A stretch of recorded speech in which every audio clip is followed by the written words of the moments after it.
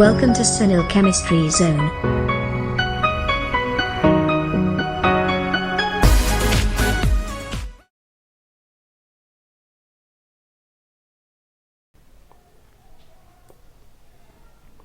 નમસ્તે વિદ્યાર્થી મિત્રો,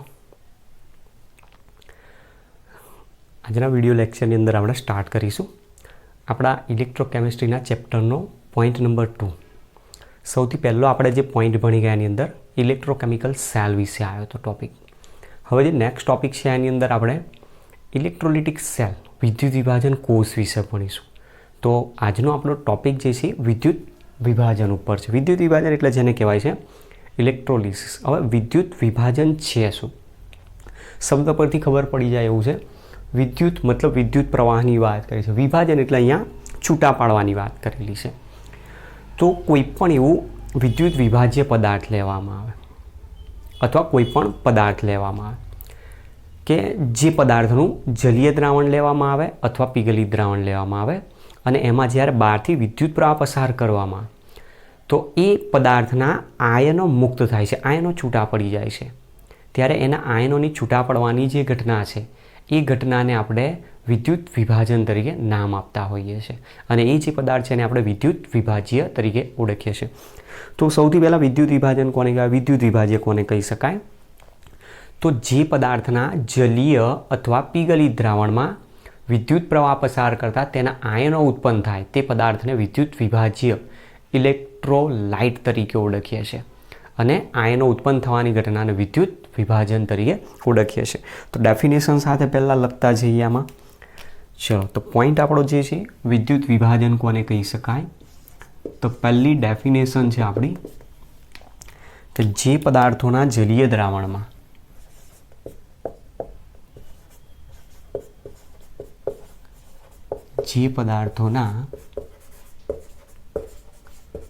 જલીય દ્રાવણમાં વિદ્યુત પ્રવાહ પસાર કરતા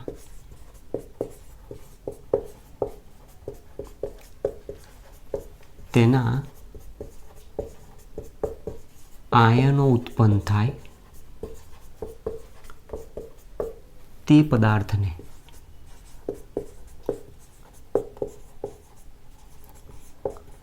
વિદ્યુત વિભાજ્ય અને આ ઘટનાને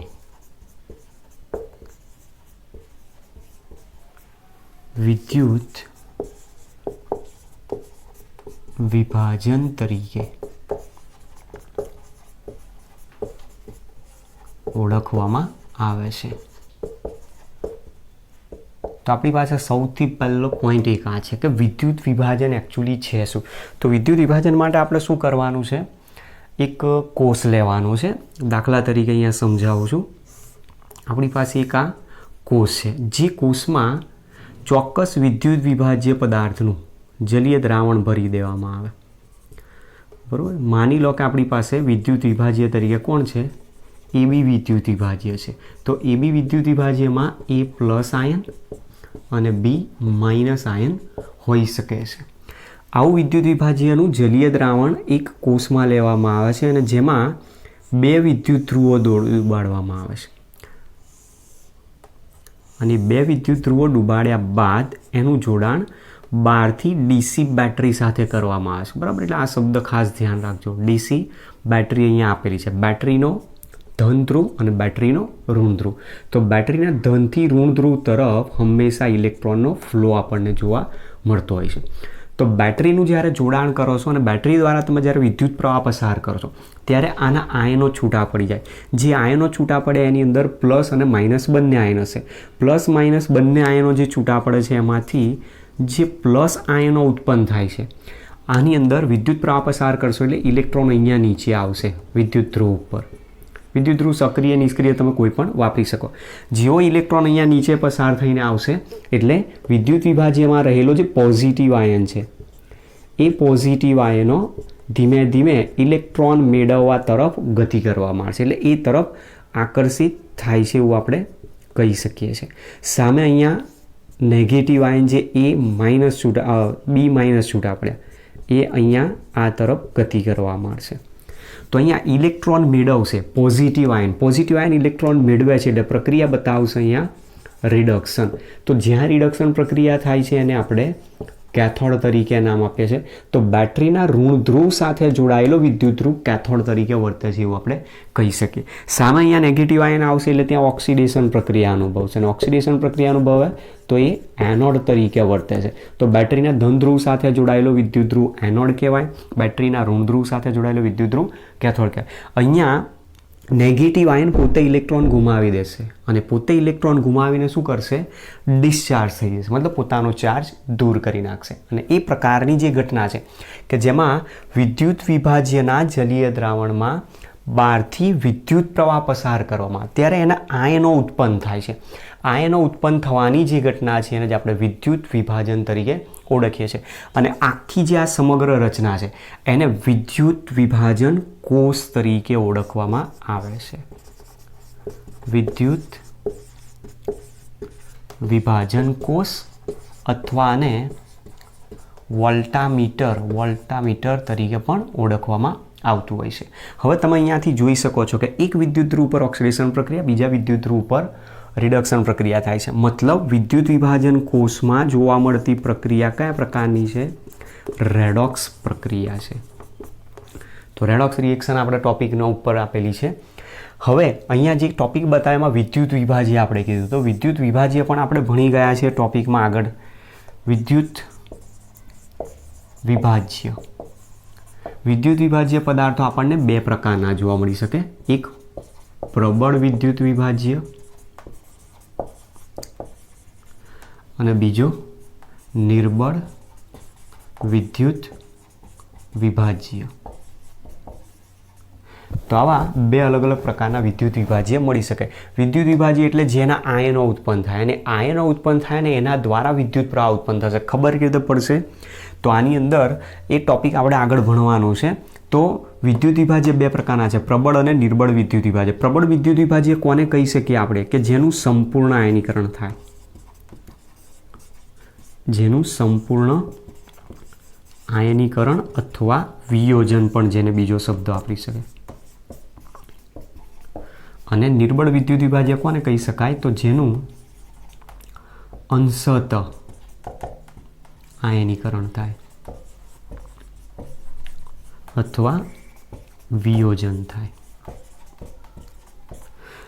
હવે આપણી પાસે બે પ્રકારના પદાર્થ છે. કેટલાક વિદ્યુત પ્રવાહનું વહન કરાવી શકે છે અને કેટલાક વિદ્યુત પ્રવાહનું વહન કરી શકતા નથી. તો જે વિદ્યુત પ્રવાહનું વહન કરી શકે એવા એને વિદ્યુત વિભાજ્ય કહેવાય, અને જે વિદ્યુત પ્રવાહનું વહન ના કરી શકે એને વિદ્યુત અવિભાજ્ય પદાર્થ તરીકે ઓળખવામાં આવે. તો સૌથી પહેલાં આપણી પાસે વિદ્યુત વિભાજ્ય કોણ હોઈ શકે છે?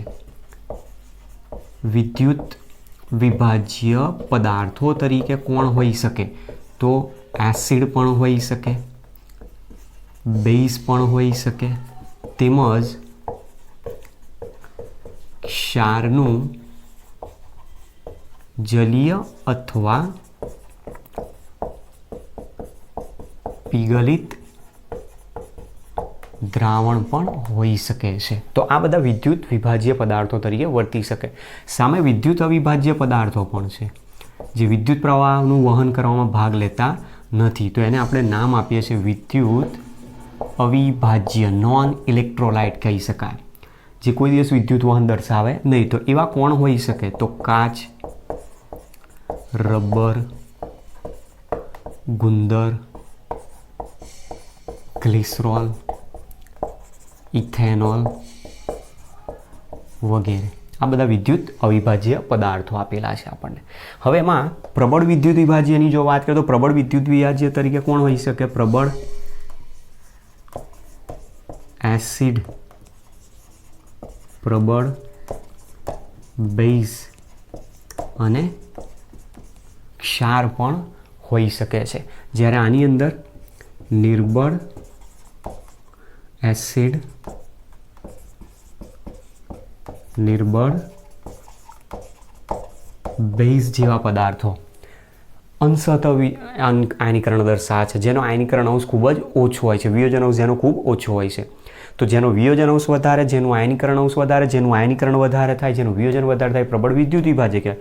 જેનું વિદ્યુત વિભાજન ઓછું થતું હોય, જેનો આયનીકરણ અંશ ઓછો હોય, જેનો વિયોજન અંશ ઓછો હોય, જેનું આયનીકરણ ઓછું થાય, જેનું વિયોજન ઓછું થાય, એને નિર્બળ વિદ્યુત વિભાજ્ય તરીકે ઓળખાય. જેનું આયનીકરણ વિયોજન થાય ના એ બધા વિદ્યુત અવિભાજ્ય પદાર્થ તરીકે આપણે ઓળખતા હોય.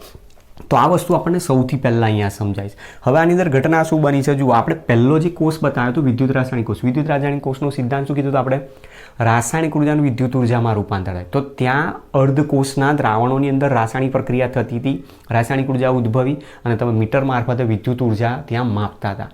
તો મતલબથી રાસાયણિક ઉર્જાનું વિદ્યુત ઉર્જામાં રૂપાંતર. અહીંયા એના કરતાં ઉલટું છે. તમે ખાલી ઇલેક્ટ્રોડ મૂકી દો આની અંદર, પાત્ર લઈ લો, પાત્રની અંદર દ્રાવણ ભરી દો વિદ્યુત વિભાજનનું, 2 વિદ્યુત ધ્રુવ મૂકી દો, પછી ચેક કરો, કશું જ પ્રક્રિયા નહીં થાય. તમે બેટરી વડે અહીંયા જોડાણ કર્યું છે, બેટરી વડે જોડાણ કરો છો મતલબ બહારથી વિદ્યુત પ્રવાહ એને આપો છો. એ વિદ્યુત પ્રવાહ અહીંયાથી જાય છે અંદર ઇલેક્ટ્રોન દ્વારા, અને એ વિદ્યુત પ્રવાહ દ્વારા અહીંયાથી પ્રક્રિયા થાય છે વિદ્યુત વિભાજનની, પછી રેડોક્સ પ્રક્રિયા થાય. તો ત્યાં કેમિકલ રિએક્શન ત્યાર પછી જોવા મળ્યું. મતલબ વિદ્યુત ઉર્જાનું રાસાયણિક ઉર્જામાં રૂપાંતર કરે છે એવું આપણે કહી શકીએ. તો વિદ્યુત વિભાજન કોષનો સિદ્ધાંત આ કહી શકાય કે વિદ્યુત વિભાજન કોષ કયા સિદ્ધાંત ઉપર કામ કરે છે? તો વિદ્યુત વિભાજન કોષ વિદ્યુત ઉર્જાનું રાસાયણિક ઉર્જામાં રૂપાંતર કરતું સાધન છે. બરાબર. તો આ એનો સિદ્ધાંત અહીંયા બતાવે છે કે વિદ્યુત ઉર્જાનું રાસાયણિક ઉર્જામાં એ રૂપાંતર કરતો હોય છે એવું આપણે કહી શકીએ છીએ. હવે અહીંયા બહારથી તમે વિદ્યુત પ્રવાહ આપો છો, મતલબ જે કોષ છે વિદ્યુત વિભાજન કોષ, એને તમે વિદ્યુત પ્રવાહ આપો છો, બહારથી એના ઉપર કાર્ય કરો છો એવું કહી શકાય. તો આના માટે કહી શકીએ કે કોષ ઉપર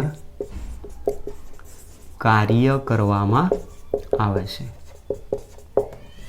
અને કોષ ઉપર જો કાર્ય થતું હોય તો ગિબ્સની મુક્ત ઉર્જા ડેલ્ટા જી ગ્રેટર દેન 0 આવશે. એટલે કે ડેલ્ટા જીની વેલ્યુ કેવી આવશે? પોઝિટિવ આવશે. બરાબર. બધા ટોપિક ધ્યાન રાખજો. વિદ્યુત વિભાજન કોષ અને વિદ્યુત રાસાયણિક કોષના તફાવતમાં આપણે જરૂર પડશે ત્યાં. તો સૌથી પહેલાં આપણને અહીંયા એ વસ્તુ સમજાવી છે કે કોઈ પણ પદાર્થનું જલીય દ્રાવણ અથવા પીગલિત દ્રાવણ લેવામાં અને એ પાત્રની અંદર મૂકીને એમાં જ્યારે 2 વિદ્યુત ધ્રુવો ગોઠવીને બહારથી ડીસી પ્રવાહ પસાર કરવામાં બેટરી મારફતે, તો તે પદાર્થના જલીય દ્રાવણ અથવા પીગલિત દ્રાવણમાં આયનો ઉત્પન્ન થાય છે. અને આયનો ઉત્પન્ન થાય એના માટે એને નામ આપેલું છે વિદ્યુત વિભાજ્ય પદાર્થ. અને એ જે ઘટના દર્શાવે છે એને જ આપણે વિદ્યુત વિભાજન તરીકે ઓળખે છે. અને વિદ્યુત વિભાજનની ઘટના દર્શાવતો જે કોષ છે એને વોલ્ટામીટર અથવા વિદ્યુત વિભાજન કોષ તરીકે ઓળખવામાં આવે છે. વિદ્યુત વિભાજ્ય પદાર્થ એસિડ, બેઝ અથવા ક્ષારનું દ્રાવણ, જલીય કે પીગલિત દ્રાવણ હોઈ શકે છે. જેમાં વિદ્યુત વિભાજ્ય 2 પ્રકારના છે: પ્રબળ વિદ્યુત વિભાજ્ય, નિર્બળ વિદ્યુત વિભાજ્ય. જેનું સંપૂર્ણ આયનીકરણ થાય, સંપૂર્ણ વિયોજન થાય, જેનો આયનીકરણ અંશ અથવા વિયોજન અંશ સૌથી વધારે હોય એ પ્રબળ વિદ્યુત વિભાજ્ય તરીકે વર્તી શકે. જેનું અંશતઃ આયનીકરણ થાય, અંશતઃ વિયોજન થાય, જેનો આયનીકરણ અંશ વિયોજન અંશ ઓછો હોય તે નિર્બળ વિદ્યુત વિભાજ્ય તરીકે વર્તે. અને કેટલાક પદાર્થો એવા છે કે જે વિદ્યુતનું વહન કરી શકતા નથી, જેનું આયનીકરણ થઈ શકતું નથી. તો તેવા પદાર્થોને આપણે વિદ્યુત અવિભાજ્ય પદાર્થો તરીકે ઓળખીએ છીએ. હવે અહીંયા ઘટના બનશે શું કે તમે જ્યારે અહીંયાથી બેટરી વડે જોડાણ કરીને વિદ્યુત પ્રવાહ પસાર કરશો ત્યારે પોઝિટિવ આયન જે છે એ હંમેશા ઇલેક્ટ્રોન મેળવવા માટે ક્યાં જશે? કેથોડ ઉપર. એટલે આ વસ્તુ તમારે ધ્યાન રાખવાનું છે. કેથોડ જ્યાં આપેલો હશે એના ઉપર હંમેશા કયા આયનો ડિપોઝિટ થશે, મતલબ ડિસ્ચાર્જ થશે? Positive ion. Positive ion electron મેળવીને ડિસ્ચાર્જ થઈ જાય. તો એ વસ્તુ આપણને સમજવા જેવી છે કે જેનો ડિસ્ચાર્જ પોટેન્શિયલ કેથોડ ઉપર કઈ પ્રક્રિયા છે? રિડક્શન. તો એનો રિડક્શન પોટેન્શિયલ, એનો ડિસ્ચાર્જ પોટેન્શિયલ ગયા. જેનો ડિસ્ચાર્જ પોટેન્શિયલ વધારે હશે એ જ પોઝિટિવ આયન કેથોડ ઉપર ડિપોઝિટ થાય, મતલબ જમા થાય. સામે એના કરતાં ઉલટું એનોડ આપેલો છે, એનોડ ઉપર નેગેટિવ આયન ગતિ કરીને જાય છે. તો એનોડ ઉપર ઓક્સિડેશન પ્રક્રિયા થાય તો એનો ઓક્સિડેશન પોટેન્શિયલ ત્યાં હોય તો એનો ડિસ્ચાર્જ પોટેન્શિયલ કહી શકાય. તો જેનો ડિસ્ચાર્જ પોટેન્શિયલ તરીકે ઓક્સિડેશન પોટેન્શિયલ વધારે હોય અથવા રિડક્શન પોટેન્શિયલ ઓછો હોય એ કેથોડ ઉપર ડિસ્ચાર્જ થશે, એનોડ ઉપર ડિસ્ચાર્જ થશે. તો એનોડ ઉપર ઇલેક્ટ્રોન ગુમાવી દેશે ને તટસ્થ બની જશે. તો અહીંયા એ વાયુ સ્વરૂપે પણ ઉત્પન્ન થઈ શકે છે. તો વિવિધ વિદ્યુત ધ્રુવો ઉપર વિવિધ પ્રકારની નિપજો આપણને મળી શકે છે. એ નિપજ ક્યારે, કઈ મળશે એના વિશેની સંપૂર્ણ માહિતી આપણને માઇકલ ફેરાડે 1834માં આપી હતી. અને 1834મી સાલમાં માઇકલ ફેરાડેએ વિદ્યુત વિભાજન અંગેના નિયમો શોધી નાખ્યા, જેને ફેરાડેના વિદ્યુત વિભાજન અંગેના નિયમો તરીકે ઓળખવામાં આવે છે. તો આપણો નેક્સ્ટ ટોપિક છે એની અંદર વિદ્યુત વિભાજન અંગેના ફેરાડેના નિયમો શું છે સમજતા જઈએ અને ચાલો. તો આપણે પહેલાં ધ્યાન એ રાખવાનું છે તમારે કે જે આ ટોપિક આપેલો છે ટોપિક બહુ જ ઇમ્પોર્ટન્ટ છે એક્ઝામની દ્રષ્ટિએ, બરાબર. તો આની અંદરથી મતલબ કે આ વર્ષે જે બોર્ડની એક્ઝામ લેવાઈ ગઈ એમાંથી 4 માર્ક્સમાં એક્ઝામ્પલ પૂછાયો છે. નવી બ્લ્યુપ્રિન્ટ જે NCERTની છે એ મુજબ હવે 4 માર્ક્સમાં એક્ઝામ્પલ આ લોકોએ મૂકેલું છે. હવે આપણી નવી બ્લ્યુપ્રિન્ટ આવશે ત્યાંની વાત હવે થશે, પણ કોઈ પણ પ્રકારની તમે એન્ટ્રન્સ એક્ઝામ લેવા જાઓ, જી, નીટ, AIPVT, કોઈ પણ તમે લઈ લો, ગુજકેટ હોય કે આપણી બોર્ડની એક્ઝામ, એની અંદર જ્યાં જ્યાં MCQ પૂછાતા હોય, જ્યાં જ્યાં દાખલા પૂછાતા હોય, મોટાભાગે વિદ્યુત વિભાજનના ક્વેશ્ચન્સ વધારે એ લોકો ઇમ્પોર્ટન્ટ આપેલું છે. તો આપણા માટે ખૂબ ઇમ્પોર્ટન્ટ ટોપિક છે આપેલો. શાંતિથી બંને નિયમોને સમજજો, નિયમોને સમજીને એને કઈ રીતે આપણે દાખલામાં એપ્લાય કરવાનો છે, દાખલાની ગણતરી કરવા માટે કઈ રીતે કયું સૂત્ર ક્યારે યુઝ કરી શકાય, બધી વસ્તુ તમારે ધ્યાન રાખવી પડશે. અને સૌથી અગત્યનો પોઈન્ટ એ કે ક્યારે કયો નિયમ વાપરવો. ચલો તો આપણો ટોપિક છે એના ઉપર જઈએ. તો ક્વેશ્ચન જે છે એ આપણો વિદ્યુત વિભાજન અંગેના ફેરાડેના નિયમો. નિયમો ઉપર જે એના પહેલાં થોડોક પોઈન્ટ પણ તમને આની અંદર સમજાવી દઉં કે આપણે અહીંયા કીધું એ મુજબ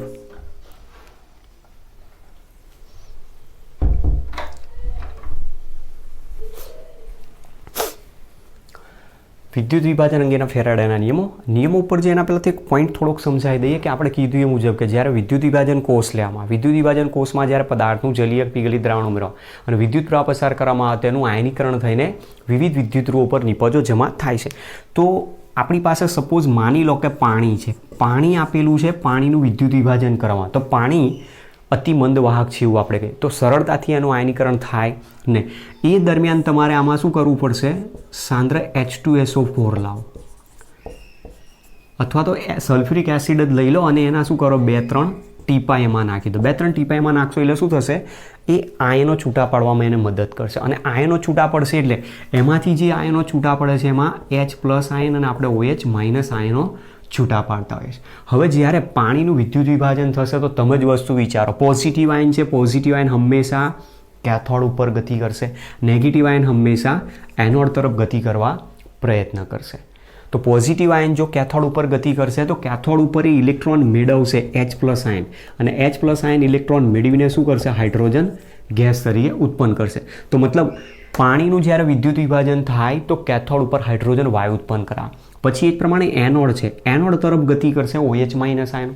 તો મતલબ પાણીમાં રહેલા આયનનું ઓક્સિડેશન થશે, ઓક્સિડેશન થશે એટલે અહીંયાથી ઓક્સિજન પાસે ઇલેક્ટ્રોન છે એ ઇલેક્ટ્રોન ગુમાવશે, અને ઇલેક્ટ્રોન ગુમાવશે તો ઓક્સિજન વાયુ તરીકે ત્યાં ઉત્પન્ન થશે. તો પાણીના વિદ્યુત વિભાજનથી એનોડ અને કેથોડ પર અનુક્રમે ઓક્સિજન અને હાઇડ્રોજન વાયુ ઉત્પન્ન થાય. એ જ પ્રમાણે માની લો કે NaClનું પીગલિત દ્રાવણ છે. NaClનું પીગલિત દ્રાવણ એટલે NaCl સોલિડ ફોર્મમાં છે, એને ગરમ કરી નાખો. ગરમ કરશો એટલે NaCl કયા સ્વરૂપમાં આવી જશે, લિક્વિડ ફોર્મમાં. હવે એ જે NaCl લિક્વિડ ફોર્મમાં છે એની અંદર જ્યારે વિદ્યુત પ્રવાહ પસાર કરશો એટલે એના 2 આયનો છૂટા પડી જશે, Na+ અને Cl- આયન, જેમાંથી પોઝિટિવ આયન કેથોડ ઉપર ગતિ કરવા માંડશે, નેગેટિવ આયન એનોડ તરફ ગતિ કરવા માંડશે. તો પછી થશે શું, કેથોડ ઉપર રિડક્શન પ્રક્રિયા, Na+ આયન ઇલેક્ટ્રોન મેળવીને સોડિયમ ધાતુ સ્વરૂપે જમા થશે. Cl- એનોડ તરફ ગતિ કરશે તો Cl- એનોડ ઉપર ઓક્સિડેશન પ્રક્રિયા કરશે અને ઇલેક્ટ્રોન ગુમાવીને 1/2 Cl2 ગેસ તરીકે ઉત્પન્ન થાય છે. તો આ વસ્તુ આપણને બતાવે છે કે જ્યારે કોઈ પણ વિદ્યુત વિભાજ્ય પદાર્થનું તમે જલીય કે પીગલિત દ્રાવણ લેશો ત્યારે એનોડ અને કેથોડ ઉપર જુદા જુદા પ્રકારની નિપજો કાં તો જમા થાય છે કાં તો ઉત્પન્ન થાય છે. સોડિયમ કેથોડ ઉપર જમા થાય છે, ક્લોરિન એનોડ ઉપર ઉત્પન્ન થાય છે. અહીંયા એ જ વસ્તુ છે, કેથોડ ઉપર હાઇડ્રોજન વાયુ ઉત્પન્ન થાય છે, એનોડ ઉપર ઓક્સિજન વાયુ ઉત્પન્ન થાય છે. તો આ જે નિપજો ઉત્પન્ન થાય છે એના અંગેના જે નિયમોનો સૌથી પહેલાં અભ્યાસ કર્યો એ માઇકલ ફેરાડેએ કર્યો, અને એના માટે જે નિયમો આપી દીધા એને ફેરાડેના વિદ્યુત વિભાજન અંગેના નિયમો તરીકે ઓળખવામાં આવે છે. જેની વિશેની સૌથી પહેલાં માહિતી એમણે 1834ની સાલમાં આપી હતી. અને એ જે નિયમો છે એ 2 નિયમ આપેલા છે આપણને. ફેરાડેના વિદ્યુત વિભાજન અંગેના 2 નિયમ છે, જે બંને નિયમો નીચે મુજબ છે. એમાંથી સૌથી પહેલાં આપણે અત્યારે અભ્યાસ કરીશું. પહેલો તો ફેરાડેનો વિદ્યુત વિભાજન અંગેનો નિયમ નંબર 1. તો ફેરાડેનો વિદ્યુત વિભાજનનો નિયમ નંબર 1 ક્યારે વાપરી શકાય, આ વસ્તુ ખાસ ધ્યાન રાખવાનું. ક્યારે તમે આનો યુઝ કરી શકો કે જ્યારે એક જ વિદ્યુત વિભાજ્ય પદાર્થનું જલીય દ્રાવણ અથવા પીગલિત દ્રાવણ, જલીય દ્રાવણ અથવા પીગલિત દ્રાવણ આપેલું હોય, એટલે કે એક જ વિદ્યુત વિભાજન કોષ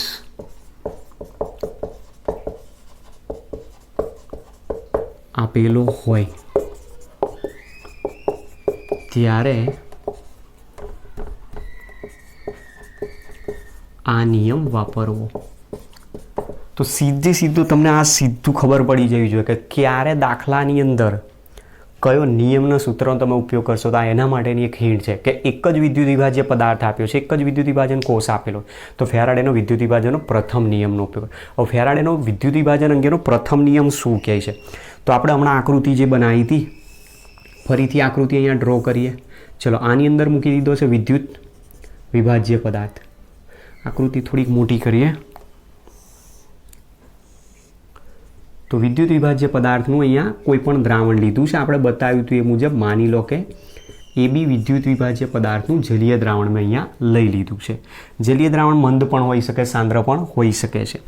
એમાં 2 વિદ્યુત ધ્રુવો ડૂબાડ્યા છે. સપોઝ માની લઈએ કે વિદ્યુત ધ્રુવો તરીકે અત્યારે ગ્રેફાઇટ છે, નિષ્ક્રિય વિદ્યુત ધ્રુવ છે, અથવા સ્ટીલ છે નિષ્ક્રિય વિદ્યુત ધ્રુવ તરીકે, અને એનું જોડાણ ડીસી બેટરી મારફતે કરવામાં આવેલું છે. ડીસી બેટરી મારફતે તમે જોડાણ કરશો. બેટરીના ધન ધ્રુવ, બેટરીનો ઋણ ધ્રુવ, બેટરીના ઋણ ધ્રુવ સાથે જોડાયેલો વિદ્યુત ધ્રુવ કેથોડ દર્શાવાય. બેટરીના ધન ધ્રુવ સાથે જોડાયેલો વિદ્યુત ધ્રુવ જેને એનોડ તરીકે ઓળખવામાં આવે છે. હવે જ્યારે વિદ્યુત પ્રવાહ પસાર કરશો એટલે આ તરફ ઇલેક્ટ્રોન ગતિ કરતા આવશે. તો ઇલેક્ટ્રોન અહીંયા ગતિ કરતાં કેથોડ ઉપર આવશે. તો આનું આયનીકરણ થશે એટલે A+ અને B- છૂટા પડશે, જેમાંથી પોઝિટિવ આયનને ઇલેક્ટ્રોનની જરૂર છે, તો એ કેથોડ તરફ ઇલેક્ટ્રોન મેળવવા માટે ગતિ કરશે. નેગેટિવ આયન પાસે ઇલેક્ટ્રોન છે, તો ઇલેક્ટ્રોન ગુમાવવા માટે એનોડ તરફ ગતિ કરવા માંડશે. તો આની અંદર તમે જોઈ શકો છો પોઝિટિવ આયન આ તરફ જાય છે અને નેગેટિવ આયનો બધા આ તરફ ગતિ કરવા માંડે. તો આયનીકરણ થઈ ગયું, એટલે ઘટના શું બની ગઈ? વિદ્યુત વિભાજન. હવે આના ઉપરથી ફેરાડે જે નિયમ આપ્યો એ નિયમ શું કહે છે? વિદ્યુત વિભાજનથી વિવિધ વિદ્યુત ધ્રુવો ઉપર પ્રાપ્ત થતી, એટલે કે જમા થતી અથવા ઉત્પન્ન થતી નિપજનો જથ્થો એ પસાર કરેલા વિદ્યુત ભારના જથ્થાના સમપ્રમાણમાં હોય છે. ચલો, તો પહેલાં તો નિયમ લખીએ આની અંદર કે નિયમ એમણે શું કીધો છે. તો આપણો જે નિયમ છે આ રીતે છે.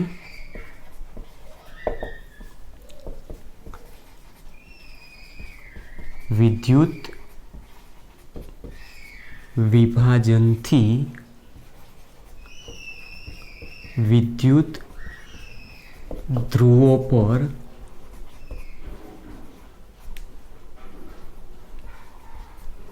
પ્રાપ્ત થતી, એટલે કે જમા થતી અથવા ઉત્પન્ન થતી નિપજનો જથ્થો એ પસાર કરેલા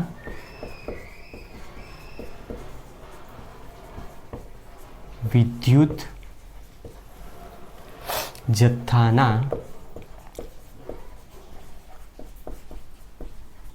સમપ્રમાણમાં હોય છે. બરાબર, આ રીતનો આપણને સેન્ટેન્સ આખો નિયમ સ્વરૂપે આપ્યો, જેમાં ધારો કે પસાર કરેલ વિદ્યુત જથ્થો, ધારો કે પસાર કરેલ વિદ્યુત જથ્થો Q અને જમા થયેલ નિપજનો જથ્થો અથવા ઉદ્ભવેલ નિપજનો જથ્થો W હોય તો નિયમ મુજબ શું કહે છે? Therefore W is પ્રપોઝનલ two Q તરીકે દર્શાવાય. હવે Q શું છે? તો વિદ્યુત ભારનો જથ્થો, જ્યાં Q બરાબર વિદ્યુત ભારનો જથ્થો Q is equal two I into T તરીકે દર્શાય, જ્યાં I એમ્પિયરમાં દર્શાવાય છે. બરાબર, વિદ્યુત પ્રવાહ I જે છે એમ્પિયરમાં હોય છે અને સમય જે આપેલો છે સેકન્ડમાં દર્શાવતો હોય. તો આ એક વસ્તુ ધ્યાન રાખવાની છે, I એમ્પિયરમાં દર્શાવાય અને T સેકન્ડમાં દર્શાવેલ હોય. એમ્પિયર ડેશ સેકન્ડ વિદ્યુતભારના જથ્થા Q જેને આપણે કુલમ તરીકે નામ આપીએ છીએ. ચલો, તો ધેરફોર W ઇઝ પ્રપોઝનલ ટુ જે છે એને જો હું દૂર કરી દઉં તો W ઇઝ ઇક્વલ ટુ આવશે Z ઇન્ટુ Q, જ્યાં Z બરાબર આપણને બીજું એક અહીંયા નવો સંકેત મળ્યો, જ્યાં Z બરાબર વીજ રાસાયણિક તુલ્યાંક દર્શાવેલો છે. ચલો, Qની વેલ્યુ મૂકી દઈએ. Therefore W is equal to Z into I into T. તો આપણી પાસે એક આ સૂત્ર આવ્યું, બીજું એક આ સૂત્ર આવ્યું અને આ ફેરાડેનો વિદ્યુત વિભાજનનો પ્રથમ નિયમ દર્શાવેલો છે. હવે વીજ રાસાયણિક તુલ્યાંક કોને કહી શકાય? તો ઇક્વેશન આપ્યું છે, ઇક્વેશનમાં ધ્યાનથી જુઓ.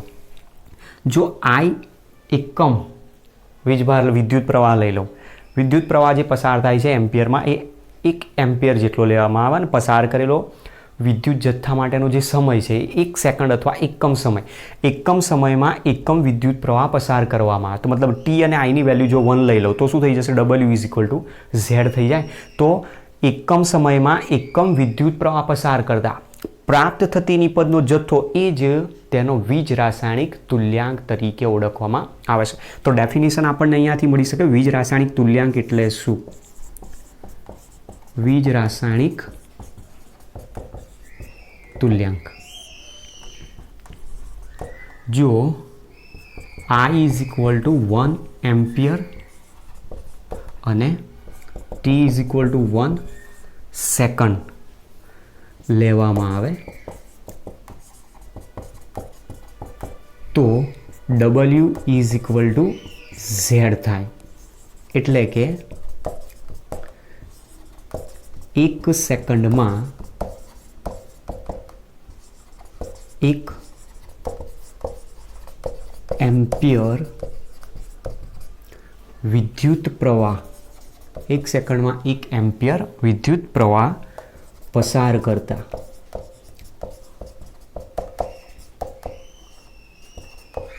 પ્રાપ્ત થતી નિપજના જથ્થાને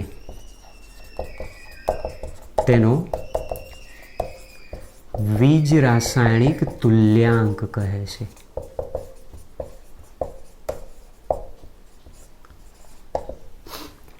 મતલબ અહીંયા તમે 1 મૂકી દો, અહીંયા 1 મૂકી દેશો તો Qની વેલ્યુ થઈ જશે 1 કુલમ થઈ જશે.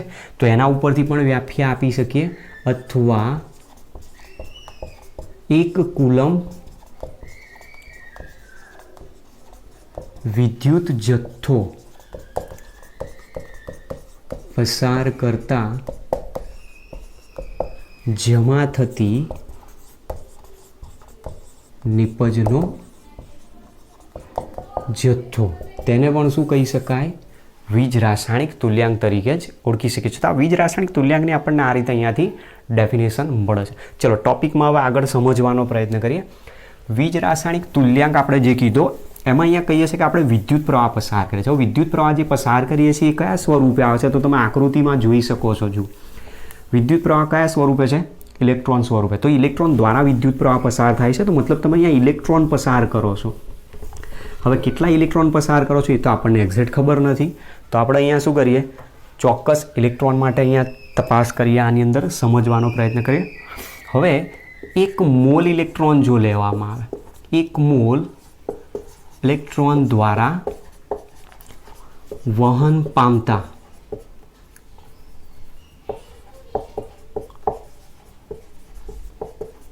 વિદ્યુત ભારના જથ્થાને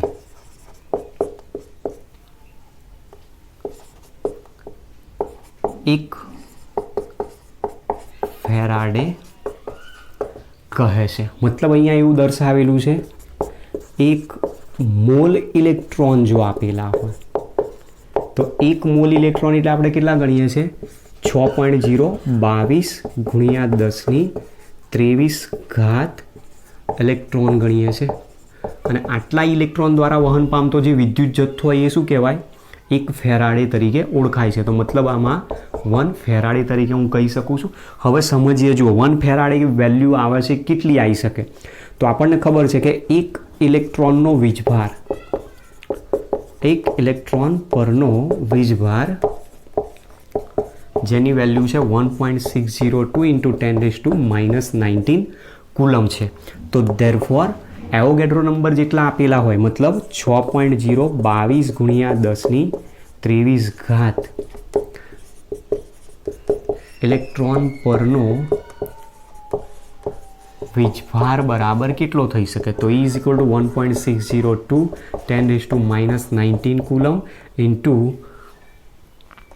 6.022 10⁻23 પર ઇલેક્ટ્રોન, જેને આપણે કહી શકીએ છીએ. અને જેની વેલ્યુ તમે ગણતરીમાં લેશો એટલે 96,487 કુલમ જેટલો મળી શકશે આપણને. અને એની એપ્રોક્સિમેટ વેલ્યુ આપણે મોટાભાગે 96,500 કુલમ તરીકે દર્શાવીએ છીએ. તો 1 મોલ ઇલેક્ટ્રોન પરનો વીજભાર છે, 1 મોલ ઇલેક્ટ્રોન દ્વારા વહન પામતો વિદ્યુત જથ્થો છે.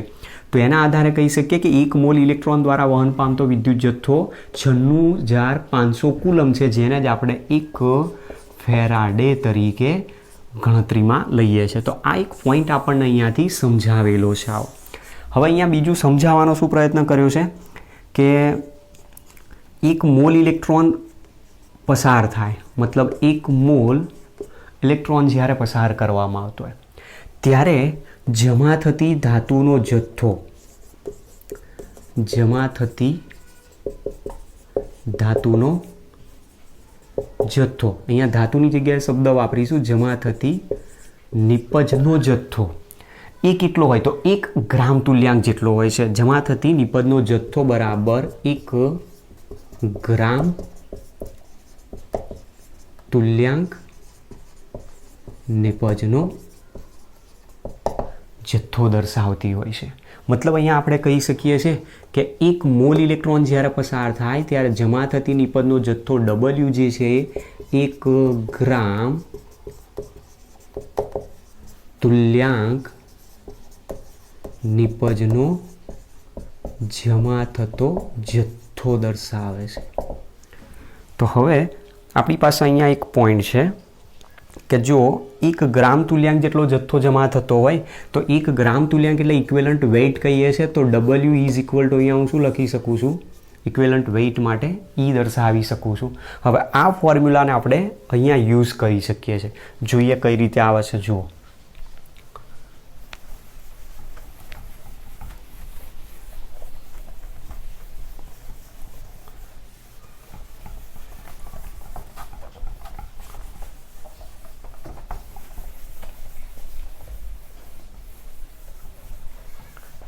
આપણી પાસે આ ઇક્વેશન છે. જુઓ, હવે જે ઇક્વેશન આપ્યું છે એમાં W = Z × Q છે.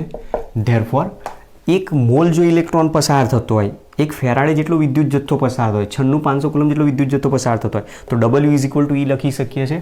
ધેરફોર E = Z × Q પણ લખી શકું, અથવા E = Z × IT પણ લખી શકું છું અહીંયાથી. હવે આપણે Qની જગ્યાએ તો શું મૂકી શકીએ છીએ? 96,500 કુલમ પણ મૂકી શકીએ છીએ. ધેરફોર E = Z × 96,500 મૂકી શકાય. ધેરફોર વીજ રાસાયણિક તુલ્યાંકને જો સૂત્ર કરતા બનાવીએ તો E/96,500 આપણને એક ઇક્વેશન અહીંયાથી મળી શકે છે, જ્યાં E શું છે? ગ્રામ તુલ્ય ભાર આપેલો છે. મતલબ કોઈ પણ જે તે પરમાણુ સ્વરૂપે જે ધાતુ જમા થાય છે એનો તુલ્ય ભાર દર્શાવેલો છે આપણને. તો તુલ્ય ભારનું સૂત્ર પણ ત્યાં યુઝ કરી શકીએ છીએ.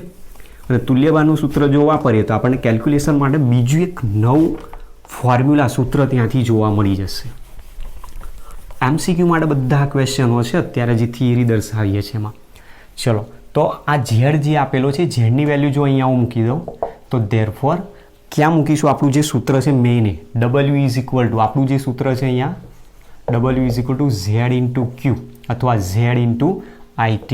W is equal to Z into IT છે. આની અંદર જો કિંમત મૂકીએ તો therefore W is equal to ઝેડના બદલે આ કિંમત મૂકીએ E/96,500 ઇન્ટુ IT તરીકે આપણને આ એક બીજું સૂત્ર મળી શકે છે, જ્યાં તુલ્ય ભાર